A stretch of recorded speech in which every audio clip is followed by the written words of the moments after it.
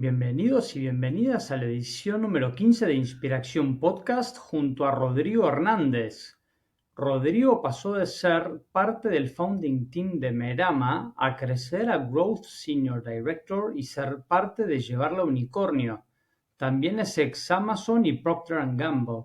Estoy feliz de compartirles este episodio donde nos enfocamos en su camino tras liderar más de 10 años comercio electrónico de punta a punta, construir marcas y escalarlas junto a Amazon y Merama, y ahora emprender BazarUp junto a Merama. También hablamos sobre aprendizajes de growth, errores propios y comunes en growth e e-commerce, consejos accionables y mucho más. Buenas, Rodrigo. Es una gran alegría tenerte por aquí en Inspiración Podcast. ¿Cómo estás? ¿Qué tal, Fito? Muy bien, muchas gracias por tenerme aquí. También súper emocionado de conversar contigo. Yo también, muchas gracias.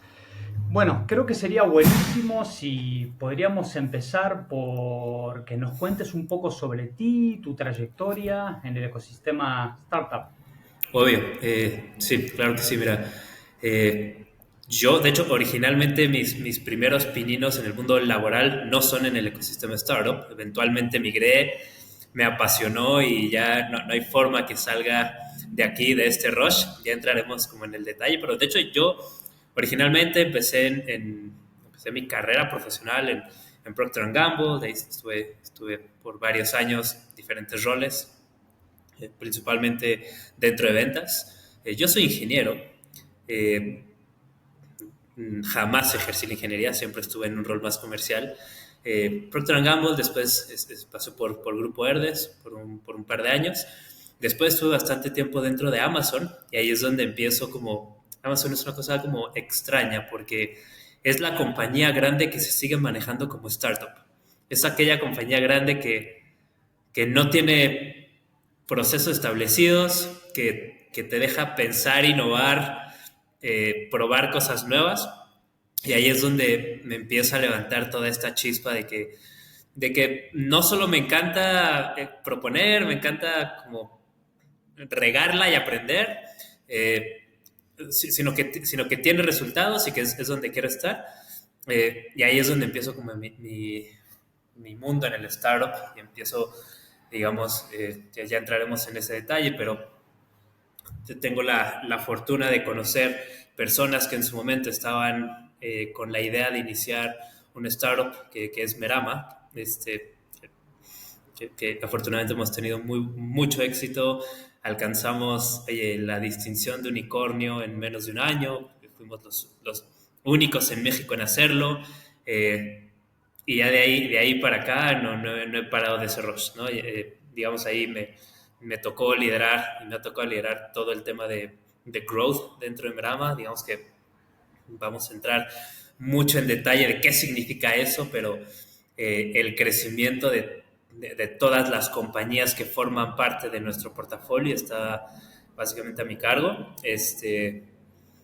Y posterior a eso, digo, sí, sigo en este rol, pero ahorita de hecho estoy iniciando un segundo emprendimiento que es dentro del mismo ecosistema, que busca crecer el ecosistema e-commerce en Latinoamérica. Vamos a entrar mucho en ese detalle, pero estoy empezando a construir plataformas para poder atraer clientes y poder atraer marcas relevantes del extranjero a incursionar dentro de Latinoamérica, que es un mercado enorme, es un mercado que es en términos de e-commerce el que más crece. Entonces estoy empezando a construir este nuevo emprendimiento buscando este objetivo. Me encanta. La verdad que es súper increíble para mí tu trayectoria, como te comentaba, detrás de escenas. Admirable tu carrera. Creo que sería buenísimo entrar en contexto eh, sobre una pregunta también sobre tus comienzos. Como comentaste, trabajaste en Procter Gamble, después en un Grupo Herdes, en Amazon, fuiste parte del founding team de Merama, la llevaron rápidamente a Unicornio, un camino espectacular. Creo que sería buenísimo si podrías empezar por compartirnos algunos de tus principales aprendizajes en estas excelentes empresas. Sí, sí, desde luego, mira, yo te diría, hay tres grandes aprendizajes. El primero es, digamos, lo que yo le llamo el pan y mantequilla. Obviamente es soft skills, la cultura de feedback, la cultura de procesos, de seguir SNOPs. No es lo primero. Las compañías transnacionales, todas tienen eso y todas son excelentes escuelas, al menos donde yo estuve, que te enseñan eso, a seguir procesos, obviamente te desarrollan soft skills, eh, te desarrollan habilidades de liderazgo, porque es donde empiezas a tener quizá un equipo a cargo y demás. Ese es el primero. Pero hay dos más que para mí son tan relevantes, si no es que más. Uno es la gente. En todas esas empresas hay gente súper talentosa. Entonces, uno de los principales aprendizajes es siempre llega con la mente en blanco, literal, a cualquier reunión, porque siempre te vas a llevar algo. Eh, y sé muy curioso. O sea, en mi caso, algo que yo aprendí muy temprano en mi carrera es siempre busca mentoring. Yo hoy tengo más mentors de los que puedo contar con mis dos manos. Y es precisamente por eso, porque siempre he buscado gente que yo sé que me pueden sumar en cosas que pueden o no ser fortalezas mías. Y eso lo encuentras en todos lados. En las empresas donde yo he estado, obviamente en todas ha habido. Y el tercer gran aprendizaje es, hay maneras diferentes de hacer las cosas, ¿verdad? Procter Gamble las hace de una forma, como hablábamos un poco tras bambalinas, Amazon las hace de otra forma, Herdez las hace de otra forma, Merama se hacen de otra forma, y todas tienen medianamente éxito. Entonces, ese es el tercer gran aprendizaje, como sí, ¿no? De alguna u otra forma retar un poco el status quo, pensar en formas nuevas de hacer las cosas y saber que hay pruebas reales transnacionales que lo prueban, ¿no? Hay diferentes formas de poder hacer las cosas. Yo diría son los tres grandes aprendizajes dentro de las empresas donde comencé y donde he estado.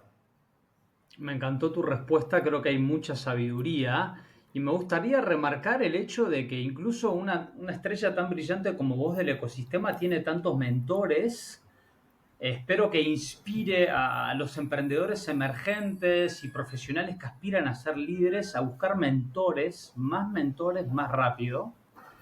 Creo que sería buenísimo si podríamos seguir con una pregunta sobre tu evolución como founding team member en Merama, pasar de llevarla a unicornio, ser senior growth director.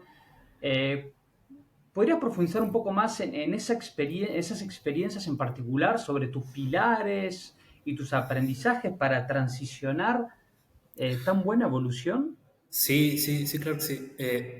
Parto por un breve contexto de Merama, para quien no lo tenga. Eh, Merama es la agregadora de marcas, digamos así, le puedo poner un título, la agregadora de marcas más grande de Latinoamérica. Marcas nativas de e-commerce. ¿Sí? Entonces, digamos, mis primeros pininos, y va un poco relacionado con lo que platicaba de formas distintas de hacer las cosas, es eh, yo obviamente estaba en una posición, si lo quieres llamar, medianamente cómoda. En ese entonces, hace más de 6 7 años, yo estaba en Amazon con un buen rol, aprendiendo muchísimo, es una gran compañía para aprender, para innovar. Eh, y llega un muy buen amigo mío con una slide con 3 bullets, que eran 3 ideas, ¿no? Me dice, mira, vamos a comprar empresas, ya se hace en Estados Unidos, tú conoces mucho de e-commerce, ayúdame a escalarlas. Ya tenemos más o menos idea, tenemos que ir a presentar a Venture Capitals para que nos levantar capital y demás. Eh, y eso yo te diría es no nada más por lo que representó Merama, porque Merama es algo que ha tenido mucho éxito, pero incluso si no hubiera tenido éxito, es un turning point en mi carrera, porque aposté por una idea, estando en una posición bien cómoda, ¿no? Y estaba en un punto de mi carrera donde tenía la capacidad de poder tomar ese tipo de riesgos. Este, y me aventé a innovar en algo que completamente revolucionó, mi carrera, mi manera de ver las cosas, y me empecé a involucrar en todo este mundo de startup, ¿no? Me tocó, oye, migrar esos 3 bullets a una presentación medianamente armada, llevarla a inversionistas para hacer levantamiento de capital y después, honestamente, y quien escucha aquí se va a relacionar mucho con esto, hacer presentaciones mostrando que sabes más de lo que realmente sabes, ¿no? Diciendo, sí, voy a comprar empresas y las voy a escalar 10x. Sí, probablemente tienes una teoría que es cierto, pero de eso a que pase no es tan sencillo, ¿no? Y hay una teoría que dice, sí, voy a centralizar, voy a optimizar la última línea, voy a crecer la, ¿no? la top line a través de mejorar procesos y demás. Puede no pasar, pero todo eso es una experiencia. Entonces, yo te diría, ese fue como mi paso y cómo migré de estar, digamos, migré del mundo corporativo al startup. Afortunadamente, en mi primera incursión fue exitosa y ha sido una compañía que ha tenido muchísimo éxito. Este, pero así es como pasó, y así es como migré a estar acá. Eventualmente empezamos a crecer el equipo. Originalmente, obviamente, yo cuando hablé con esta persona, me dijo, vente para acá con mis 3 bullets. Yo venía del mundo corporativo, le dije, bueno, ¿cuál es mi rol? ¿Cuál va a ser mi título? Me dijo, no sé, no tengo idea. Empezamos a contratar gente, me tocó decirles lo mismo, ¿cuál es mi rol? No sé, necesitamos gente con talento. Y eventualmente se organizaron estructuras, empezamos a formar roles, empezamos a formalizar muchísimas cosas. Y así fue como fuimos creciendo. No sé si necesariamente esa es la forma de hacerlo, pero es la forma que a nosotros nos funcionó. Y así es como llegué a donde estoy ahora, ¿no? Me encantó tu respuesta, súper interesante. Sí, no me imagino todo lo que habrás aprendido. Eh, la verdad que a personas como yo les impresiona muchísimo tener estas conversaciones con líderes del ecosistema como tú. Creo que sería buenísimo, si te parece, ya entrar en una pregunta enfocada en growth. Eh, por ejemplo, cuando evalúan marcas en Merama, considerando tus experiencias, ¿cuáles señales tempranas cuantitativas o cualitativas les inspiran a pensar estas empresas pueden crecer 10x?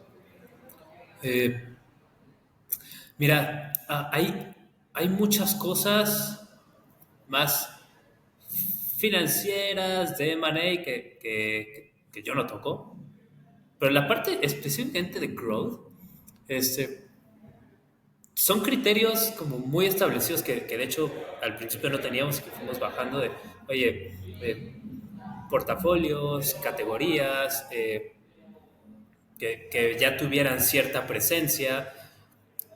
Al principio pensábamos que tuvieran medianamente ya construida cierta marca, después viramos, que de hecho nos dimos cuenta que a lo mejor no necesariamente era un threshold que necesitábamos cumplir para poder alcanzar nuestro objetivo. Pero yo diría, pensando en growth, el, el más importante, uno de los más importantes es la capacidad de integración y centralización. Porque en el fondo no querías tener una empresa X con categoría X y después algo completamente distinto que no permitiera homologar y centralizar procesos. Porque ahí ya hace un poco la clave de lo que nosotros buscábamos hacer. En la medida que tú eres capaz de poder centralizar procesos, centralizar equipos, pues ahí hay lo que se le llama low hanging fruit de eficiencia, ¿cierto? Entonces, incluso si tú vendes lo mismo, no creces la venta, hay eficiencia solamente por centralización. Entonces, eso te diría es lo que más, y eso fue con el tiempo nos dimos cuenta que es lo que más terminaba pesando. Y de hecho, se tomaron decisiones de salir de algunas categorías que no tuvieran esto, ¿no? Que no tuvieran a lo mejor centralización. Si teníamos ahí, a lo mejor hay un bicho raro, pues, terminamos sacándolo por ese tipo de cosas. Entonces, yo te iría hablando específicamente de growth. Hay muchas palancas de crecimiento, pero centralización es una de ellas. Y es una, al menos en nuestro modelo de negocio, eh, y fue lo que cobraba mucha relevancia en el momento de mirar empresas. Mira, súper interesante. Me gustaría entrar en otra pregunta sobre growth. O sea, se habla mucho de growth en el ecosistema, creo que ha estado ganando más protagonismo los últimos años, pero también hay mucho ruido. Sería muy interesante escuchar de un referente como vos cómo ha estado evolucionando la gestión de growth en startups en LATAM. O sea, qué está siendo más importante ahora que hace años atrás. Sí. Mira, ahora más que nunca hay startups y hay cada vez más unicornios y más en Latinoamérica.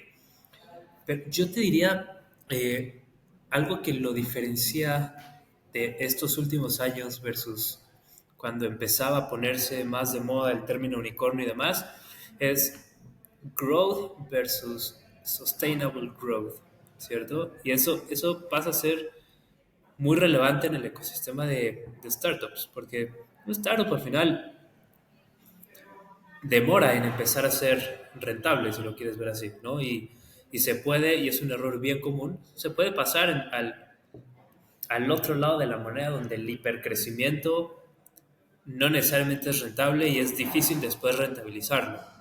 Entonces, algo que nosotros, y yo te puedo hablar desde mi experiencia, que nosotros hemos aprendido es, sí, nos tocó una etapa muy temprana de hipercrecimiento, adquisición y demás, pero muy temprano en nuestra carrera empezamos a virar hacia rentabilidad y sostenibilidad. Eh, y creo que ahí ya se la diferencia y creo que muchas empresas más actual que nacen ahora empiezan a mirarlo de esa forma. Eh, entonces, al final, a lo mejor el crecimiento no es tan exponencial, pero es un crecimiento sostenible. Eh, y la otra es tener perfectamente claro tu objetivo y hacia dónde vas. No fijarlo en piedra, eso puede ser medianamente flexible, pero en la vida que tú eres claro que eres, tienes mucho más claro que no eres. Y algo que puede empezar a pasar es, oye, yo soy un Merama, yo soy un House of Brands. Bueno, yo adquiero empresas. Sí, tengo un músculo fuerte de logística, pero yo cometería un error si empiezo a venderme como un 3PL, a modo de ejemplo, ¿no? Yo soy un House of Brands y es para mis marcas. Si eventualmente nos damos cuenta que es una oportunidad y demás, se incursiona ahí. Pero tener claro qué eres, tener claro qué no eres, y después empezar a voltear la rentabilidad o el camino hacia la rentabilidad, creo que es bien relevante y es algo que las empresas hacen más a medida que empieza a haber más startups en la región. Súper valiosa tu respuesta. La verdad que comparto también con que también se necesita más crecimiento sostenible en el ecosistema también. De hecho, varios de quienes entrevisté hablan un poco de las diferencias del modelo de Silicon Valley versus Latinoamérica, que un B2B en Estados Unidos es como un B2C en Latinoamérica.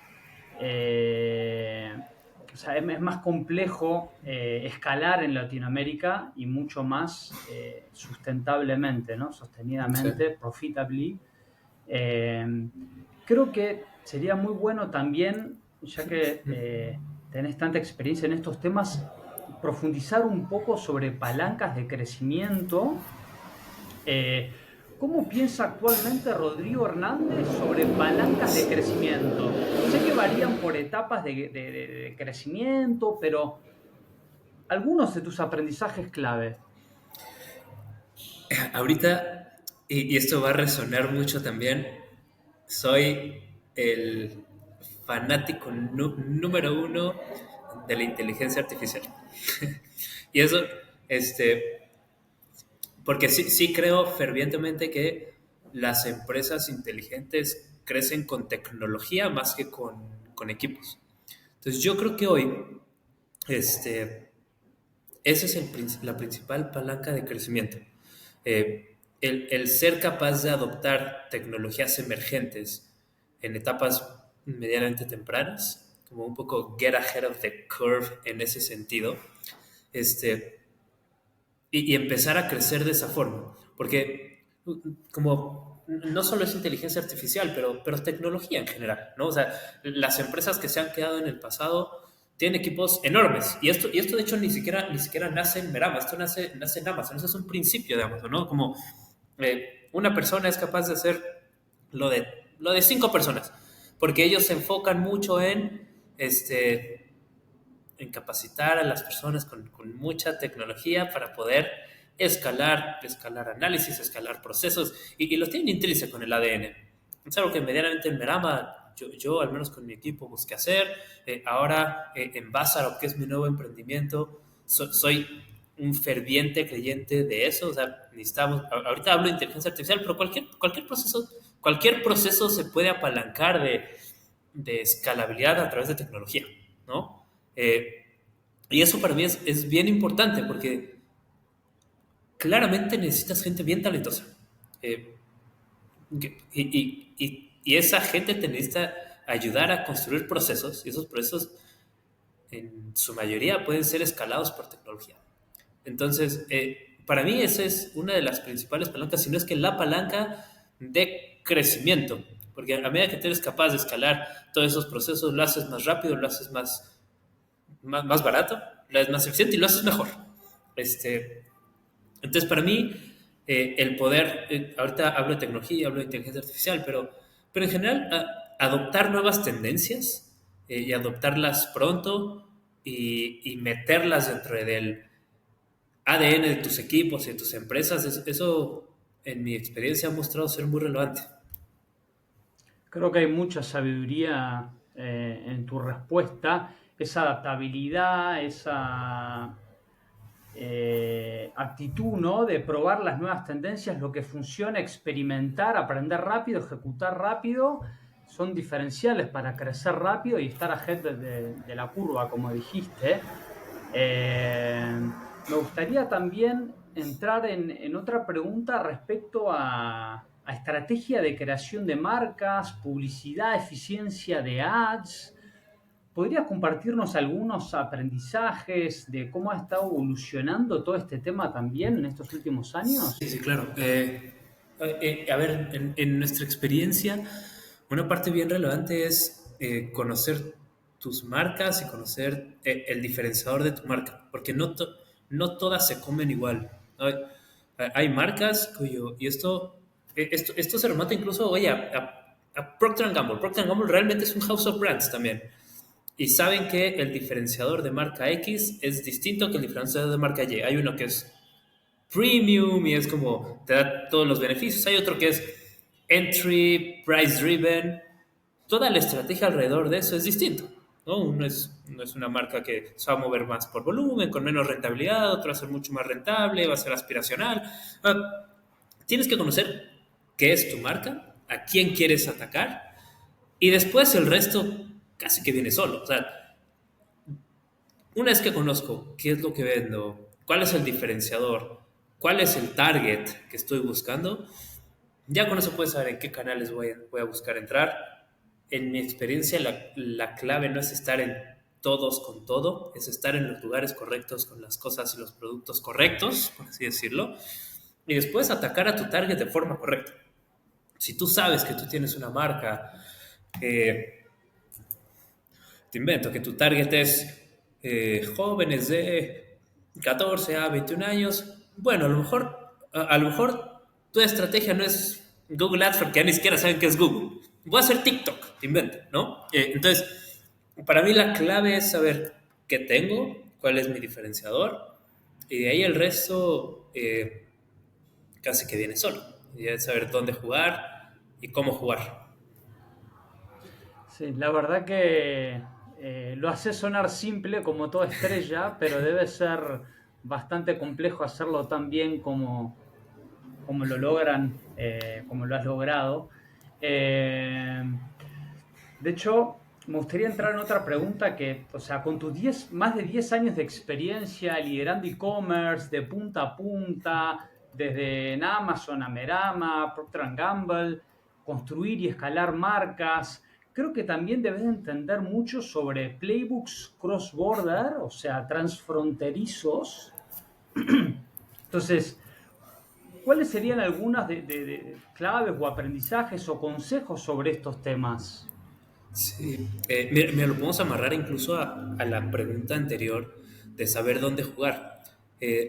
Porque en nuestra experiencia un grave error del cross-border, desde el punto de vista primero comercial, es decir, tengo producto X, producto Y, producto Z, los tres caben en todos lados. Porque eso no es cierto, ¿no? O sea, eh, primero necesitas saber cuál cabe dónde, conocer el mercado al que vas a llegar, ¿cierto? Entonces, un análisis muy bueno del mercado es del mercado al que vas a llegar, ¿no? Estoy en México, quiero expandirme a Chile, a Colombia, necesito conocer bien ese mercado, no es porque va mucho más allá de decir, bueno, tengo un padrón de importación, importo directo a Chile y público, va mucho más allá, ¿no? Te pongo un ejemplo, ¿verdad? Simplemente nosotros estamos enfocados más en e-commerce. Yo publico en Mercado Libre Chile.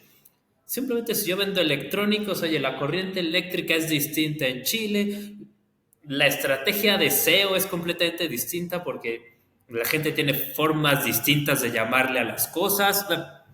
Hay muchas cosas de conocer el mercado para saber con qué voy a entrar. Y después están las complicaciones más regulares, que es, oye, temas de importación, temas fiscales en Brasil. Oye, hay lineamientos fiscales por estado, entonces eso lo complica mucho. Digamos, ya conocer eso es parte de conocer el mercado, pero yo diría lo primero es conocer el mercado como tal para saber si siquiera lo que yo ofrezco, ya ves un producto, ya ves un servicio, cabe en aquel mercado destino que estoy pensando.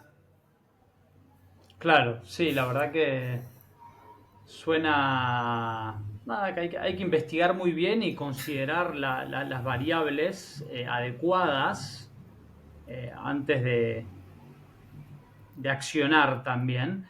Me gustaría también entrar en otra pregunta sobre que, nada, como sabemos todos, el mundo y las economías se están cambiando constantemente. Creo que también probablemente el e-commerce. Entonces, creo que sería muy interesante escuchar de ti cómo ves el futuro del e-commerce en Latinoamérica para los próximos años. ¿Nos das algunas tendencias crecientes marcadas? Sí, y esta pregunta me encanta porque precisamente aquí yace Bazarop, que es este nuevo emprendimiento que tengo a partir de este año. Mi objetivo con Bazarop es poner un foco en Latinoamérica como destino para marcas de e-commerce. ¿Sí? Hoy, ¿qué pasa? Hoy hay países mucho más desarrollados y regiones mucho más desarrolladas en e-commerce de lo que está Latinoamérica.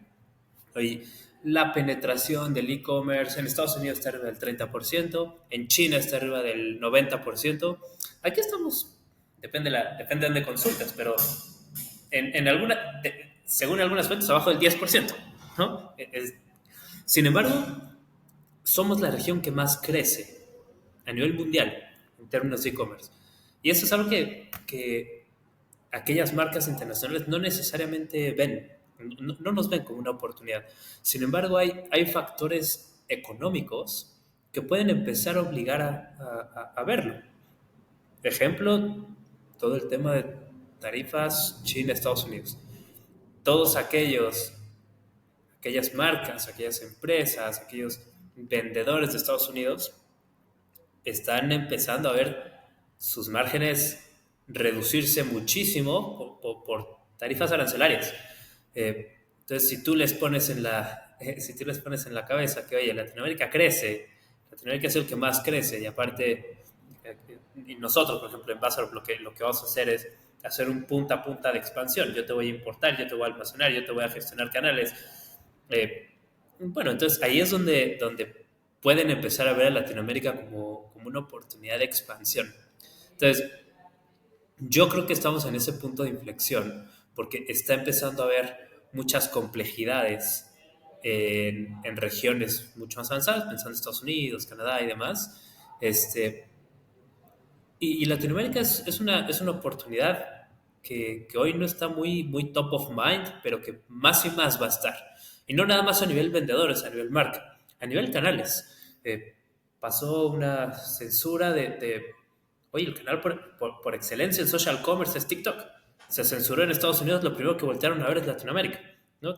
Se censuró allá, abrieron TikTok Shop en México, ¿no? Y hoy los mismos canales están empezando a verlo como un foco. Entonces, ¿hacia dónde lo veo? Veo que seguimos años atrás de las grandes potencias de e-commerce. Eso no creo que cambie. Sin embargo, ya somos la región que más crece. Eso sí creo que en todo caso se va a acelerar. Eh, y veo, al menos lo que yo tengo pensado es, sí que se empiece a adaptar a los modelos de consumo actuales, más pensando en social commerce, en, oye, comprar por TikTok. Eventualmente, oye, la gente empieza a comprar por ChatGPT, ¿no? Empieza a preguntarles cosas y les mandan un listado de Amazon para comprar directo. O sea, yo creo que no está peleando una cosa con la otra. Las tendencias actuales se están empezando a adoptar en e-commerce. Entonces, yo creo que estamos en un punto bien lindo donde Latinoamérica va a empezar a cobrar mucho más relevancia y aparte van a llegar nuevas tendencias en el e-commerce a nivel mundial. Me encanta escuchar tu amplitud y tu profundidad sobre los temas. Ya que hablamos bastante de una intro de Bazar Up, creo que sería muy bueno si podrías seguir con que nos compartas un poco más sobre su propuesta de valor, qué los hace únicos, qué segmentos o verticales van a priorizar en estas primeras etapas. Sí, desde luego. Mira, como estamos pensando, a ver, y te doy el contexto completo. Nuevamente, como Meraba tenía muy claro que es un house of brands. Sin embargo, se construyó un músculo bien potente y, y como parte de nuestro día a día internacionalizamos nuestras propias marcas. Entonces, yo lo que estoy haciendo ahora desde un frente de Bázaro es, estoy armando una plataforma de lo que se le llama full commerce para poder captar marcas y vendedores out of country para expandir en Latinoamérica, ¿no? Entonces, hoy básicamente yo ya tengo un músculo de importación, tengo un músculo de almacenes, tengo un músculo de 3PL, tengo, como, sí te podría decir, un músculo de expertos en e-commerce porque digamos, parte del mismo equipo de Merama que traje para que trabajaran en esto conmigo. Este, para poder voltearme y aprovechando un poco el tema macroeconómico que estamos pasando, para voltearme con aquellas empresas y marcas y decirle, oye, mira, Latinoamérica es una gran oportunidad para ti. Este, por cierto, yo soy lo que se le llama un one-stop shop para tu expansión en Latinoamérica. Conmigo puedes no, importar, puedes almacenar, puedes tener tu gestión de canales para que tú hagas prácticamente todo, y no solo en México, sino en Chile, en Colombia. Entonces, para mí eso es lo que nos hace diferente, porque hoy puedes decir, oye, hay importadoras, hay 3PLs, hay agencias de marketplaces, pero no hay un one-stop shop. Y entonces eso nos hace muy diferentes. Y adicional, eh, si tú separaras cada uno de los módulos, sí creo que somos incluso muy competitivos versus incluso empresas que solo se dedican a eso, ¿no? O sea, porque hemos construido un músculo bien potente. Entonces, en eso es un poco la incursión, y la intención, y te lo comentaba tras bambalinas, para mí me apasiona todo el tema de e-commerce, y me encanta la idea de pensar en la idea de poder crecerlo en nuestra región y y poder de cierta forma ayudar a eso. Entonces, porque eso pues, ayuda a todo, ayuda a nuestra economía, ayuda a los consumidores, ayuda a nuestro e-commerce. Entonces, ese es el objetivo de fondo y el vehículo es pasar, y así lo estamos haciendo. Me encanta, la verdad que suena súper interesante, con muchísimo potencial. Me gustaría seguir con una pregunta sobre errores. O sea, muchas personas, probablemente a que nos escuchen también, aprenden más de errores de líderes como vos que contados en estos espacios, incluso más a veces que de sus propios errores o propios aciertos. Entonces creo que sería muy interesante si nos podrías compartir algún error grande en tu carrera y cuáles fueron tus aprendizajes de mayor valor. Sí, sí, sí, sí, mira, yo te diría, y algo que a mí y de hecho un mentor mío incluso me dijo en algún punto es, y él tiene experiencia también en startups y arrancando sus propias compañías y demás, y que yo no solamente fue un error que cometí, sino que también aprendí, incluso ya cuando me lo habían dicho, es, digamos que lo bueno es enemigo de lo perfecto, ¿no? Y muchas veces tenemos una idea y queremos hiperconstruir esa idea antes de lanzar, antes de decir, oye, aquí tengo una versión beta de mi idea, ahí va. Y eso, en mi experiencia, ha mostrado ser muy, muy, muy valioso porque muchas veces quieres construir el Ferrari eh, y cuando lo lanzas te das cuenta que necesitabas, tú te invento, cuatro bochos, ¿no? Entonces, si lo ponemos en una frase, es construir antes de necesitar, ¿no? O sea, muchas veces dices, oye, en Basorop necesito un equipo comercial y un equipo de inteligencia, y lo empiezas a construir y a lo mejor después te das cuenta que cuando traes la primera marca, no necesitas inteligencia, no necesitas, puedes hacer algo, o sea, que el mismo mercado y tu mismo consumidor y tu mismo cliente te vaya dictando qué es lo que necesitas a partir de una versión beta, ¿no? Versión beta siempre es mejor que versión cero. Y más en este como fast-paced environment, eh, para mí es como romper cosas, aprender rápido y probar una versión beta 2.0 y después 3.0, tu producto se va a ir construyendo. Pero para mí un error en mi experiencia es querer construir a la perfección lo que en un principio es una idea antes de que lances y que tu mismo consumidor, tu mismo cliente y tu mismo mercado te vaya dictando qué es lo que necesitas.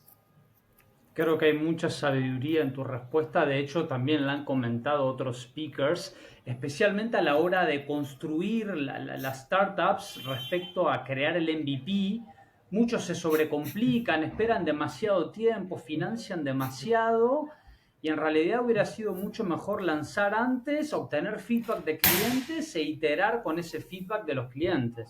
Totalmente, totalmente. Para mí, eso es lo más valioso, porque los clientes van a decir, oye, necesito más de esto otro no lo necesito. A lo mejor ya lo tienes hiper construido. Sí, creo que hay mucha sabiduría ahí. Eh, Me encantaría también contigo, seguramente con tanta experiencia, trabajando con muchas de las mejores marcas de Latinoamérica, escalarlas, probablemente también hayas identificado errores comunes de growth e e-commerce. Me gustaría hacer dos preguntas, una sobre growth y sobre e-commerce, sobre errores comunes. Si te parece, empezamos con ¿cuáles crees actualmente que siguen siendo errores comunes sobre growth?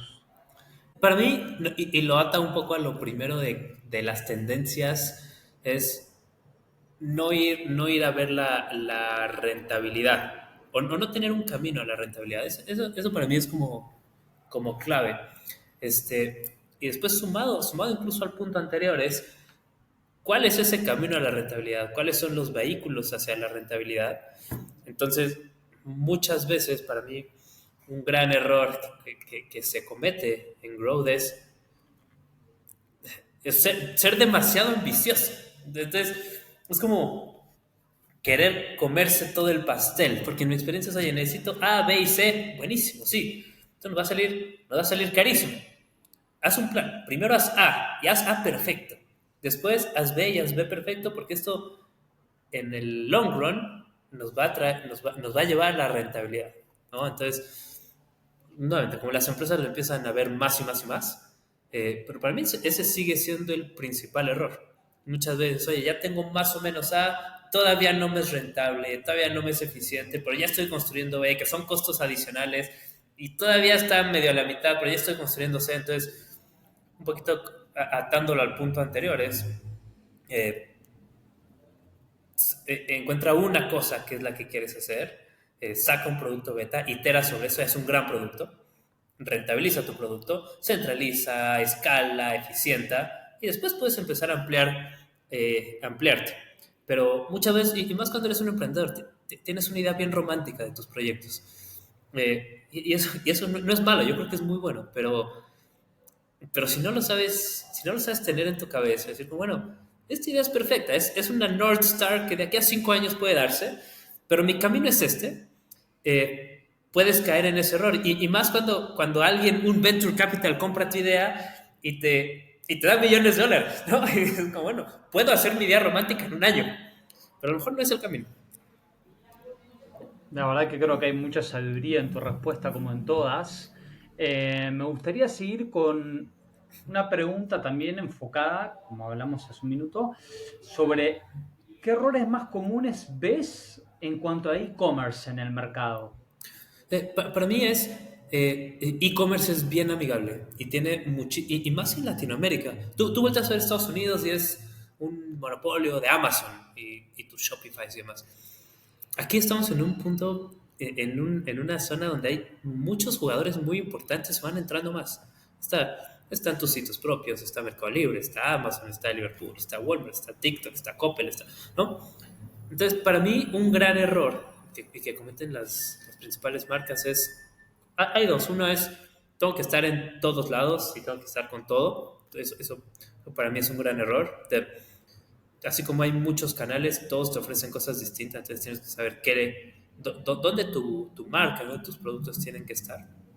Eh, y el segundo es como no hacerlo intencionalmente, ¿no? Hoy muchas grandes marcas nacen hace años, nacen en el retail, y es como, bueno, me voy a subir a la ola, voy a subir mis productos, voy a abrir mi sitio, y probablemente tengan éxito porque son marcas súper reconocidas, pero no verlo serio como un canal, porque hay mucho expertise detrás de poder hacer bien eh, el comercio electrónico. Y no siempre todas las grandes empresas lo tienen y tampoco tienen la intención de hacerlo. Es como, voy a subir mis productos y que vivan ahí y si me caen órdenes, perfecto. Entonces, creo que como atándolo a lo que hemos conversado antes, subirte un poquito a la ola, que ahorita ya es una ola muy grande, pero subirte a tiempo y de la forma correcta es importante y no todos lo hacen. Eh, Creo que fue muy bueno también que hayas remarcado la importancia del foco y la intención, ¿no?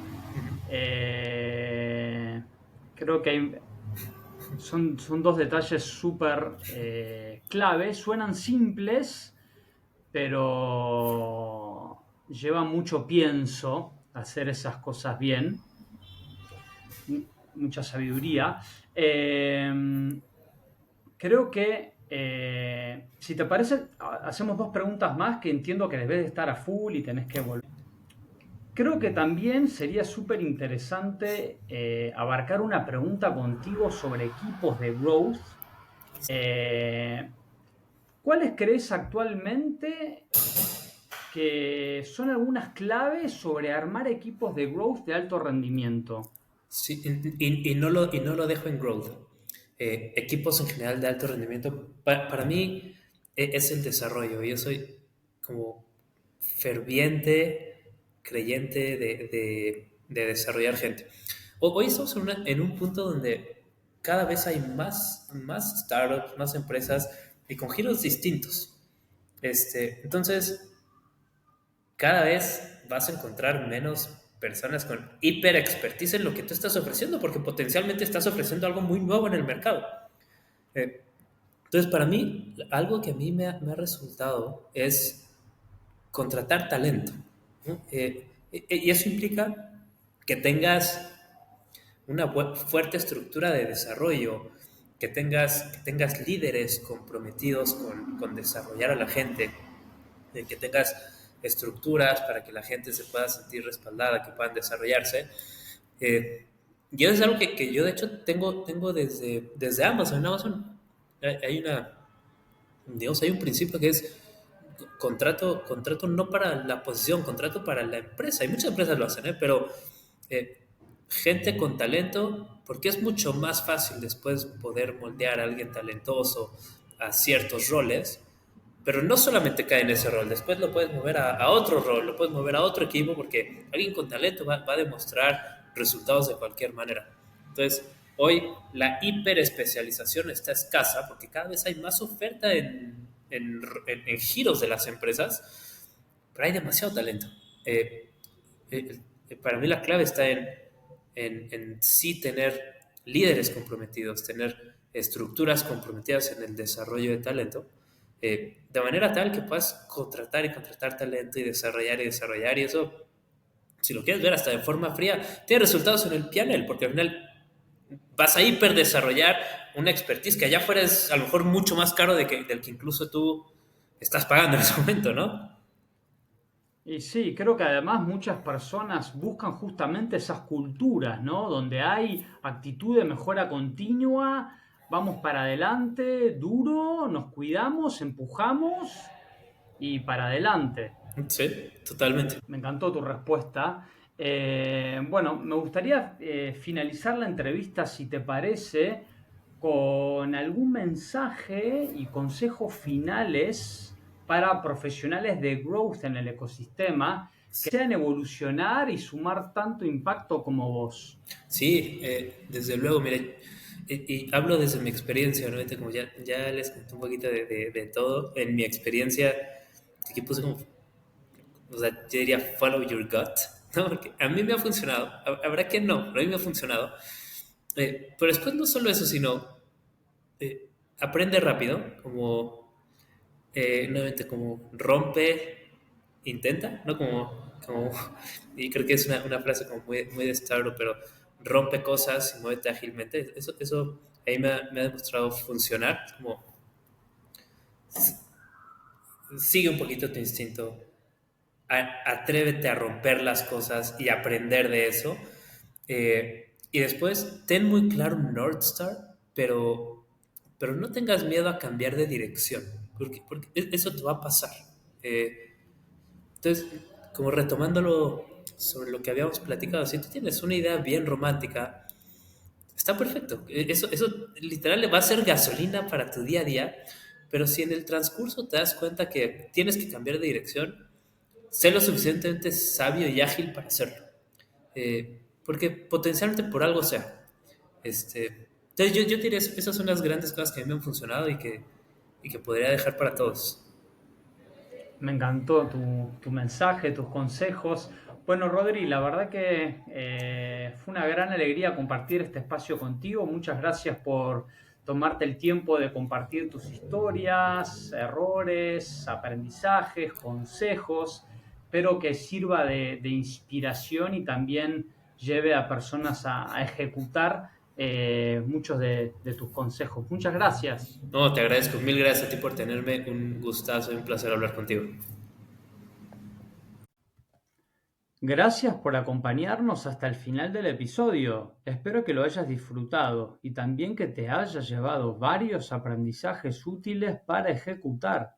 Si sentís que este episodio puede sumarle a otras personas, por favor compárteselos.